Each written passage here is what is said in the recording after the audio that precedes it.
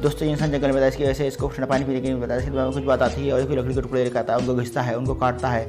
आप सोच रहे हो ये क्या बना रहा है, हमें भी नहीं पता ये क्या बना रहा है। आपको उसको समझने के लिए पूरा वीडियो को पूरा देखना है और चैनल को सब्सक्राइब लाइक कर लीजिए। ये कुछ एक बॉक्स टाइप का बना रहता है, इसके ऊपर के बास्केट टुकड़े देता है, बास्केट टुकड़ों को आपस में काट कर इसके ऊपर ऐड कर देता है और एक थर्मोकोल को इसके ऊपर में रख देता है। हमें लग रहा है एक बॉक्स टाइप बना रहा है।